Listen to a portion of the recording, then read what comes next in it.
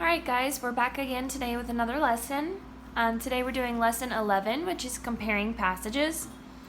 Authors can deal with the same subject in many different ways. Every author makes choices about what to include, what to leave out, and what to make most important. You can learn new things about a story or event if you read what different people wrote about it. Comparing nonfiction passages. When you go to a library to find information, you will probably find many books and articles written about the subject in which you are interested. The following tips will help you figure out what is alike and different in texts about the same subject. They will also show you how to put all the information together. Read the following two accounts of the same event. Look carefully to see how they are alike and different. Here is an eyewitness account from a passenger's diary in which she describes the sinking of the ship Titanic in 1912. Mother told me not to look, but I just had to. The world's largest luxury liner was sinking into the sea. Mother put both hands over my ears, but I could still hear the cries from those we left behind. The waters were freezing cold and full of ice chunks. No one could survive for long in these waters. Most of the people in our lifeboat were women, children, and weak old men. We shivered in the cold, damp air. I couldn't help but think of the hundreds of people who had stayed aboard and gone down with the ship. We drifted on a smooth sea for hours, with several other lifeboats around us. Where were our rescuers? The great unsinkable Titanic was no more, and we, its survivors, wondered if we would ever be found. Just as the sky began to lighten in the east, a woman pointed and gave a cheer. After freezing for 6 hours in an open boat, a great ship was approaching to rescue us. Later, we learned that the ship was called the Carpathia.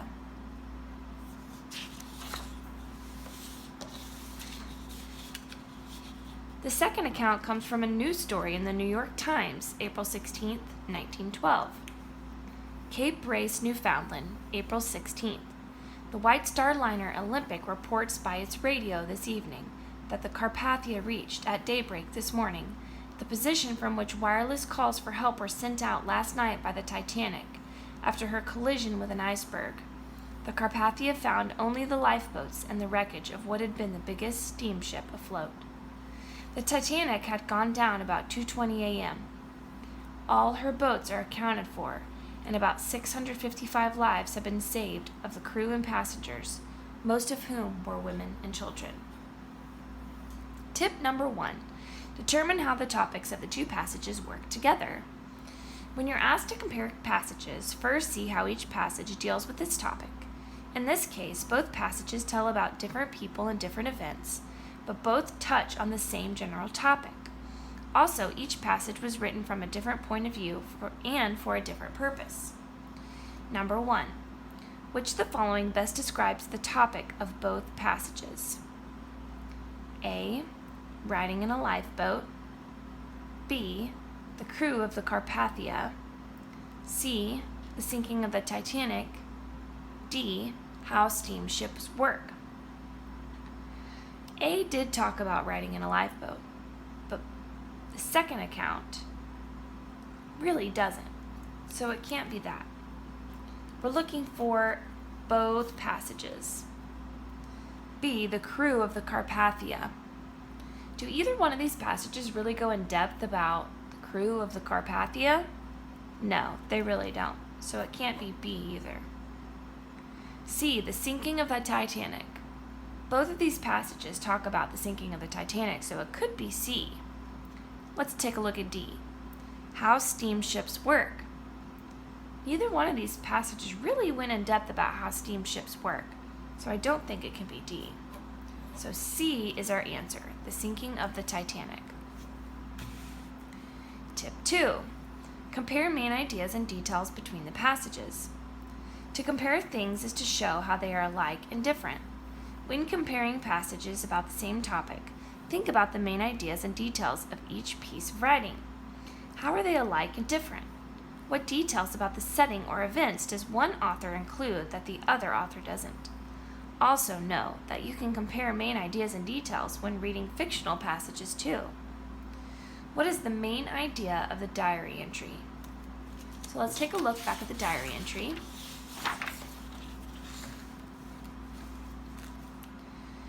The first passage is talking about, the first paragraph is talking about how she wasn't supposed to look at the Titanic, but she couldn't help it. The second part is talking about how cold the waters were and the people that they left behind. The third passage is talking about how they were stranded for hours on the ocean in freezing cold temperatures.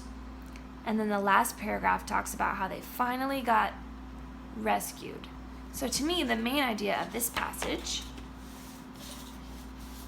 the main idea of the diary entry, is it's talking all about how this girl, I believe, yes, survived the sinking of the Titanic. The main idea of this diary entry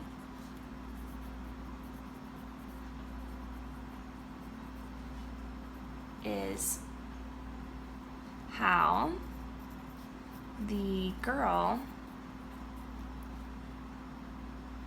survived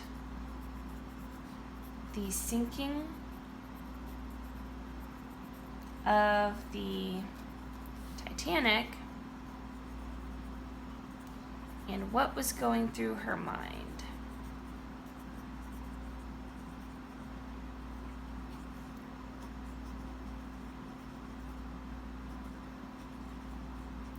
The main idea of this diary entry is how the girl survived the sinking of the Titanic and what was going through her mind. Number 3, what is the main idea of the newspaper article?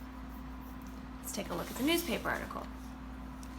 This paragraph here talks about how the Carpathia reached the rescue boats and rescued 655 people. So the main idea of this passage is the rescue of 655 lives by the Carpathia. The main idea of this passage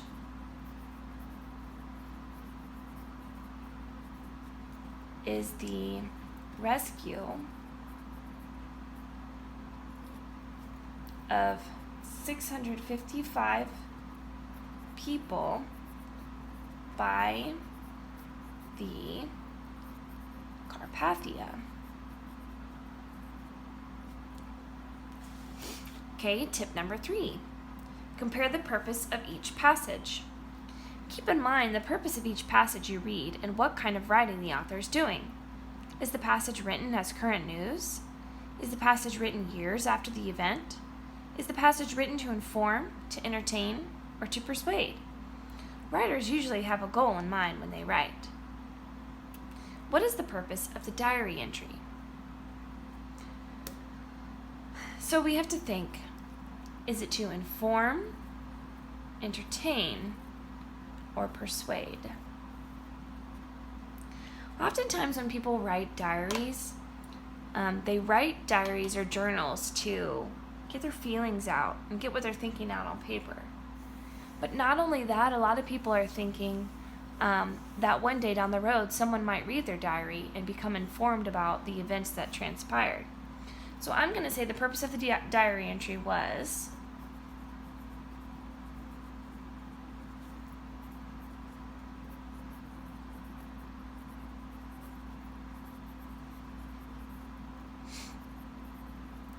to, out of these 3, inform the reader or readers of the events that transpired.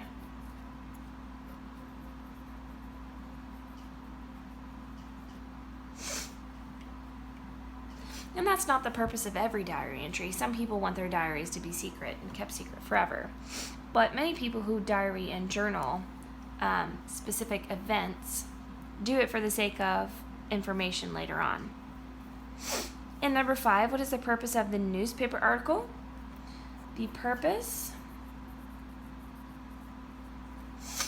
of the newspaper article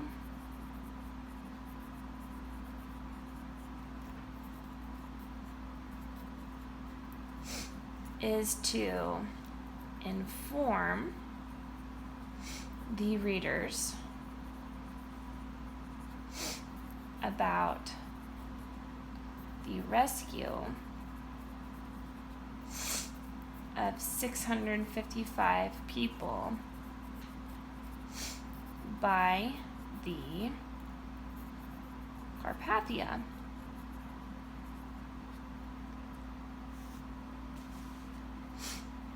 Tip number 4.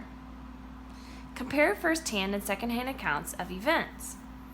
First-hand accounts are written by people who saw what happened. Second-hand accounts are written by people who were not there. The writers have learned what they can in order to write about it. When reading two texts about the same event, notice how the accounts are different. A second-hand writer may be able to gather more information about an event. A first-hand writer may be better able to explain how it felt. Sometimes the people, places, and events in one passage will help you better understand another. Think about the two passages you just read. Then answer number 6. Which of the two passages was a first-hand account? Now remember, a first-hand account was written by people who saw what happened. Second-hand accounts are written by people who were not there. So between these two events, this diary entry, this girl was there. She saw what happened. She talks about what she saw and how she felt. This news article, there's no telling who wrote it. It's very factual, and there's not any feelings or first-hand information.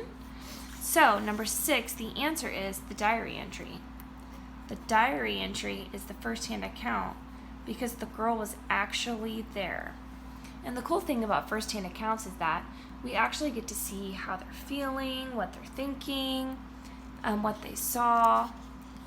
So, tip number 5. Use information from multiple passages when reporting on a topic. Often, you won't find all you need to know about a topic from reading just one passage. You'll need to read a few articles by different authors.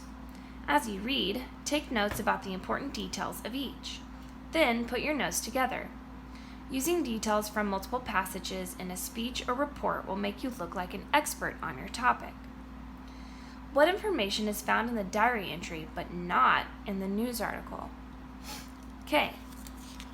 In the news article, it talks about how the Carpathia had wireless calls that were sent out for help by the Titanic, and they found lifeboats and wreckage. At 2:20 a.m., they saved 655 people. That's all the article says. The first-hand account talks all about how she wasn't supposed to look, how she felt leaving all those people behind, how they were drifting on the sea for hours. So it gives much more detail into what happened in that moment. So what information is found in the diary entry but not in the news article? The diary entry gives us insight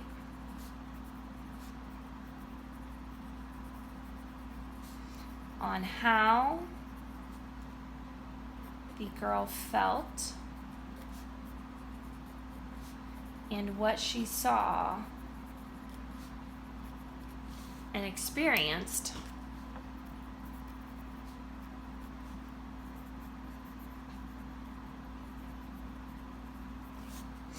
through this event.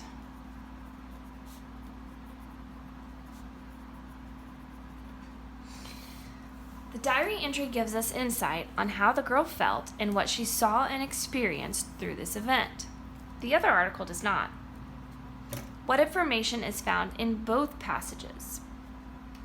Okay, both passages talk about how they were rescued by the Carpathia. So both passages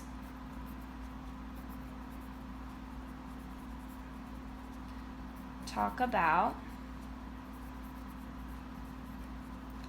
how they were rescued by the Carpathia.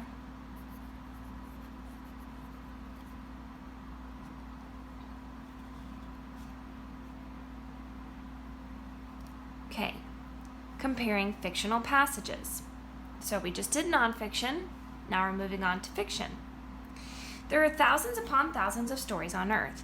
Some are new stories and others are very, very old. Are all of these stories about different things? No. Many different authors write stories about the same things. The following are more tips to show how you compare and contrast stories. Tip 6. Compare stories from around the world to learn how people share the same feelings. Stories from different countries often share themes. A theme is a lesson that a story teaches. It is not only true for the people in the story, but for life in general. When we compare themes, we see that people everywhere are alike. Certain themes are very common. For example, many stories concern the struggle between good and evil. There are certain types of stories that are told around the world as well. Many stories tell of heroes on a quest, which is a long search for something important. Myths and traditional stories have been told for many years in different ways. Myths are tales of gods and heroes. They often explain natural events. Stories from every part of the world tell how Earth was created. Traditional stories are passed down from parents to children over hundreds of years. They include fairy tales and folk tales like Little Red Riding Hood. Many were made up before people knew how to write. Because they were not written down, they changed over the years. As the stories traveled between countries, storytellers changed the details, but the basic ideas stayed the same. They include lessons about working hard, staying safe, and being kind to others. Some traditional stories include Cinderella, Sleeping Beauty, Snow White, and Hansel and Gretel. You could hear one of these stories in Kenya, India, or Iceland. The names and events may be different, but each telling touches on the same truths about life. Tip 7. Use one passage to help you understand another. Sometimes the setting, characters, and actions in one passage will help you better understand the characters and actions in another. Making connections between passages will also help you better understand the overall theme. Tip 8. Think about who is telling the story. When reading stories, it's important to know who is telling each story. If any two people tell the same story, both will tell it differently. What is important to one storyteller may not be important to another. Notice who's narrating each story.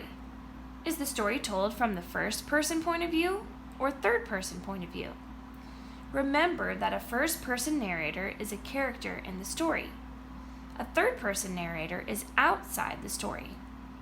A first-person narrator knows only what the character knows. A third-person narrator knows what every character knows.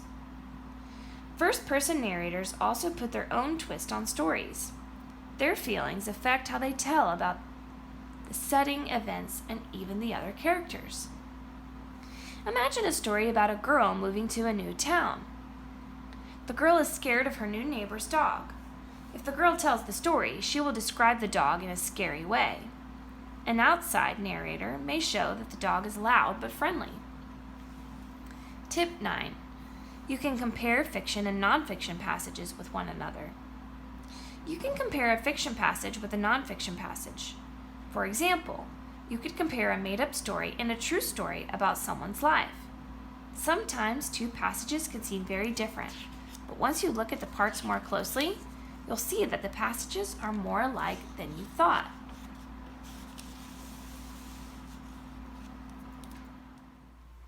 Directions.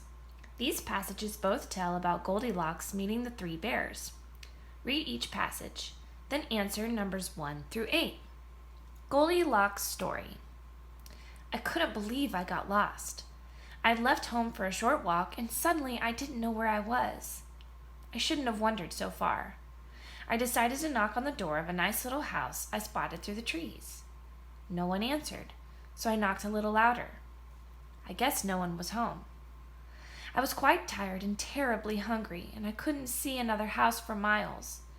I was starting to worry that I might not get home by nightfall. I decided to try the door. It had been left unlocked. Normally, I wouldn't have done something like this, but I went inside. I was sure the owners would have felt sorry for me and let me in if they had been home. It looked like whoever lived there just got up and left in the middle of breakfast. That was lucky for me. I had 3 different bowls of porridge to choose from. I noticed something strange, though. Why were they all different temperatures? The first 2 I tried were not good, but the last one was perfect. Yum. I wondered if it was rude to lick the bowl if no one could see you. Finally, my stomach stopped grumbling. I couldn't leave yet. My legs were still tired from walking around, trying to find my way back home. I needed to sit down just for a little while. I hoped the people who lived there wouldn't mind. There were some cozy-looking chairs in the kitchen. One of them seemed like a perfect fit for someone my size, but as I sat down, whoops, must have been made for someone smaller than I am. Now the chair was just a pile of sticks. I thought maybe I should just find a place to lie down. A tummy full of warm porridge had made me sleepy. A little nap would do me good before I tried to find my way back home. I started to look around upstairs. There were beds up there. I lay down in one and let out a yelp. Ouch! This bed was way too hard. It hurt. So I tried another one, but it wasn't right at all. It was way too soft. I wondered if there was another bed in the room down the hall. There was, and it was perfect. I fit on it nicely, and it wasn't too hard or too soft. I just closed my eyes for a short nap. Okay, and then the next story. This is called Father Bear's Story. What a morning it was! It all began when Mother Bear gave Little Bear his breakfast. I knew he was tired of eating porridge for breakfast every morning. In fact, I was tired of porridge too. But Little Bear shouldn't have run out of the house and into the woods because he didn't want his porridge. The woods were no place for Little Bear to roam alone. So Mother Bear and I dropped our spoons and took off into the woods after him. We finally found Little Bear wandering by the stream, and Mother Bear and I persuaded him to come back home. I told him that I understood he was tired of porridge, but until he was old enough to make his own breakfast, he would have to eat what Mother Bear made. Now we had to get back home to finish our breakfast. My porridge would certainly be cold. Soon we were home. As I opened the door, something made me stop. Little Bear's bowl of porridge was empty now. How could this be? He was happy that someone had eaten it for him, but who could have gobbled the porridge down? And what did I see next? It looked like a pile of firewood where Little Bear's kitchen chair used to be. What was going on here? Had someone broken into our house while we were out? Why would someone break a chair? I began to fear what else we might find, or who might have been there. Mother Bear, Little Bear, and I walked around the rest of the house to make sure nothing else was touched. I decided to check upstairs. My room was fine, but I thought I had made the bed before breakfast. Mother Bear's room was fine, but the sheets on her bed were messed up too. Next, I checked Little Bear's room. I was in for a shock. There was a little girl with long golden locks sleeping in Little Bear's bed. She was the one. This crook had broken into our house. This thief had stolen our food. This monster had broken our chair. And now she had the nerve to sleep in my child's bed. I was so angry, I didn't know what to do. Then I knew. I would wake her up with my loudest growl and scare her off. That would teach her not to make trouble with bears. Okay, so number 1.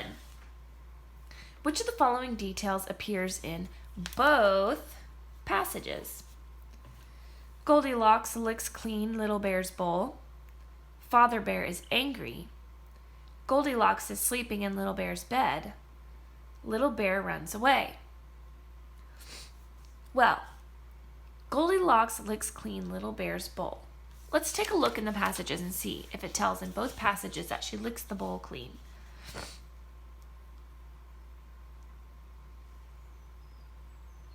Yum! I wondered if it was rude to lick the bowl if no one could see you. Finally, my stomach stopped growling. So it looks like she did lick the bowl here, or we can infer that she did. And Little Bear's bowl of porridge was empty now. How could this be? He was happy that someone had eaten it for him. but who could have gobbled the porridge down? It says his bowl was empty, but it does not say that Goldilocks licked the bowl clean. So it cannot be A. B. Father Bear is angry. Well, let's think about the two stories. In the second story told by Father Bear, he is angry. It says, I was so angry I didn't know what to do. But in this story, by Goldilocks, Father Bear is not in the story. So we don't know if he's angry or not. So that one cannot be the answer because Father Bear is not in Goldilocks' story. C. Goldilocks is sleeping in Little Bear's bed. At the end of this one, she finds Little Bear's bed, and it says she just closed her eyes for a short nap. So we know she's sleeping in Little Bear's bed here. Here, it says, next I checked Little Bear's room. I was in for a shock. There was a little girl with long golden locks sleeping in Little Bear's bed. So both of these do say that Goldilocks is sleeping in Little Bear's bed. Let's take a look at the last choice just in case. Little Bear runs away. Well, let's think about the two stories. In the first story, it's told by Goldilocks. She doesn't encounter any of the bears in her story. So could she have known that Little Bear ran away? No. So it can't be D. It has to be C. Goldilocks is sleeping in Little Bear's bed. Number 2. What point of view is Goldilocks' story told from? So let's go back and remember, they told us right before this, the point of view. Notice who is narrating each story. Is the story told from the first person point of view or third person point of view? So first person is when that person is telling the story. You're going to see lots of I, me, my. And Goldilocks is not going to be called Goldilocks in the story. She's going to be saying I. So let's take a look. I couldn't believe I got lost. I had left for a short walk and suddenly I didn't know where I was. This is first person because it's using I. Goldilocks is telling it from her point of view. And because it's first person, we know what she's thinking, how she's feeling throughout the whole story. So Goldilocks is told first person point of view. First person point of view. Number 3. Which of the following details is only found in Goldilocks' story? A. Little Bear doesn't eat his porridge. Well, both stories tell us that Little Bear's porridge bowl is full. Goldilocks goes up to the porridge bowl and notices that that one is full, so she eats it. In Father Bear's story, he talks about how Little Bear did not want to eat his porridge, so he ran out of the house. So both passages talk about how Little Bear doesn't eat his porridge. But we're looking for the one that's only in Goldilocks' story. So we have to cross out A. Little Bear's chair is a pile of broken wood. Well, let's look here. I needed to sit down just for a little while. I hoped the people who lived there wouldn't mind. There were some cozy looking chairs in the kitchen. One of them seemed like a perfect fit for someone my size. But as I sat down, whoops, it must have been made for someone smaller than I am. Now the chair is just a pile of sticks. So yes, and this one it talks about broken wood, pile of broken wood. And what did I see next? It looked like a pile of firewood where Little Bear's kitchen chair used to be. So yes, both stories show it's a pile of broken wood or sticks, so it cannot be B because we're looking for just Goldilocks. Goldilocks needs to rest her legs. Does it say anything in Father Bear's story about how Goldilocks just needed to rest her legs? No, because Father Bear doesn't know what's going on with Goldilocks. So it could be C. Let's hold on to that one. Father Bear notices Little Bear's bowl is empty. Okay. Father Bear notices Little Bear's bowl is empty. Is this in Goldilocks' story or in the Father Bear story? This one's in the Father Bear story. They were trying to trick us. So yes, this one's only in one, but it's not in the right story. So we have to cross out T. And the answer is C. Goldilocks needs to rest her legs. That one's only found in the Goldilocks story. Number 4. How does Goldilocks' story help you to understand Father Bear's story? If we hadn't had Goldilocks' story, we might think that we might not know what happened when Father Bear comes in and Little Bear's bowl is empty and the chair is broken. We would be wondering, what happened? Who ate the porridge? Who broke the chair and why did they do it? But since we have Goldilocks' story, we can see why she did the things that she did.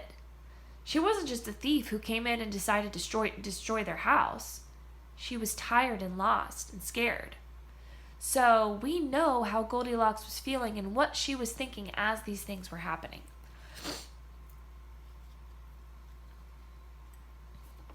Because of Goldilocks' story,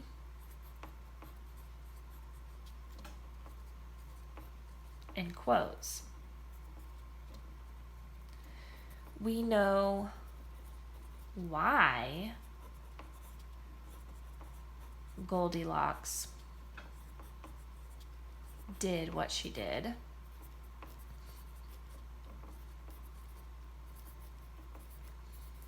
And how she was feeling.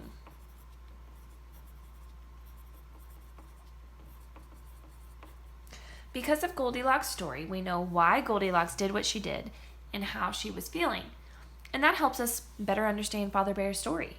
Because we know, oh, that's why there's a pile of wood. That's why the bowl's empty. Okay, number 5. What is the author's purpose for writing Father Bear's story? A, to explain why Goldilocks ate the porridge. Does it really tell us why Goldilocks ate the porridge in Father Bear's story? No. It tells us in Goldilocks' story why she ate it, but not in Father Bear's story. So it can't be A. B, to let the reader know how Father Bear feels. Does Father Bear's story tell us how he feels? Yeah, throughout the whole story it's telling us. He's wondering why and what's happening and who's in his house. And then at the end, he's very angry. So it does tell us how he feels. Let's hold on to B. C, to show how Goldilocks feels about the bears. Well, let's think. We're looking at Father Bear's story. Does Father Bear's story tell us how Goldilocks feels? No. It tells us that in Goldilocks' story, but not in Father Bear's story. So it can't be C. And D, to teach readers not to wander far from home. Is that the purpose for Father Bear's story? It really can't be, because in Father Bear's story, if we just read Father Bear's story alone, we wouldn't know that Goldilocks had wandered from home. We wouldn't know that she was lost and scared. We only know that because of Goldilocks' story. So that can't be the reason for Father Bear's story. So it has to be B, to let the reader know how Father Bear feels. Number 6. Father Bear is angry about what Goldilocks has done. How is this different from what Goldilocks expects? So how is this different from what Goldilocks expects? Let's take a look back at the passages.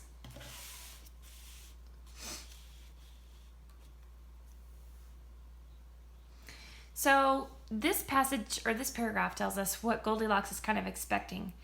It says, normally I wouldn't have done something like this, but I went inside. I was sure the owners would have felt sorry for me and let me in if they had been home. So she's thinking that they're going to feel sorry for her and be kind to her. So what actually happens is that he's about to wake her up with her loudest growl and scare her off because he's very angry that she came into his house without permission and took his stuff. So Father Bear's angry about what Goldilocks has done. How is this different from what Goldilocks expects? Goldilocks expected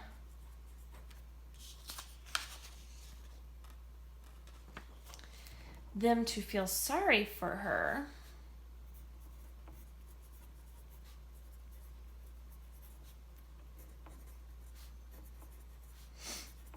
and be understanding.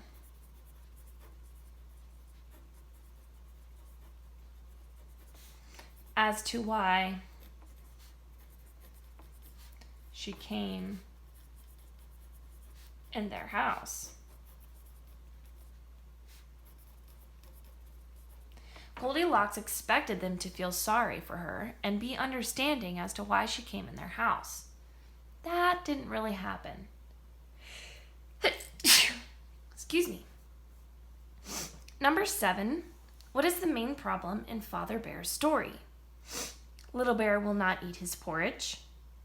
Someone has broken into the bear's home. Father Bear's porridge has gotten cold.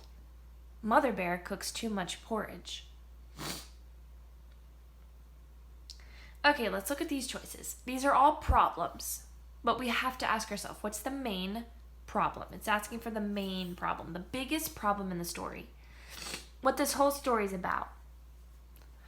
Is it the fact that Little Bear will not eat his porridge? That is a problem. But is that the main problem? No, it's not the main problem. That's just how the story starts out. Someone has broken into the bear's home. Is that the main problem? Could be. Seems like it. Because that's really what the whole story is about. So let's hold on to that one. Father Bear's porridge has gotten cold. Is that a problem? Yes. But is that the main problem? What this story's mostly about? No. Mother Bear cooks too much porridge. Is that a problem? Yes. But I don't even remember this being in the story, much less what the story's mostly about. So it can't be D either. Has to be B. How does Father Bear solve this problem? Well, as we saw, Father Bear's idea is to wake her up with his loudest growl and scare her off, and teach her not to make trouble with bears. That's his way of solving the problem. Father Bear decides to wake her with his loudest growl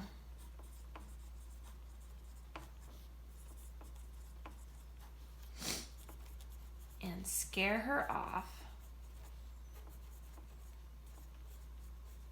so she knows not to mess with bears.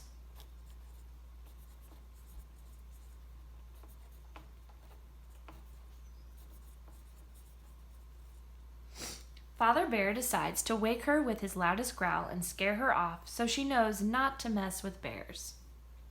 And that's the answer for number 8. And that completes the lesson for today. So thank you for watching and following along, and I will see you in tomorrow's lesson. Bye.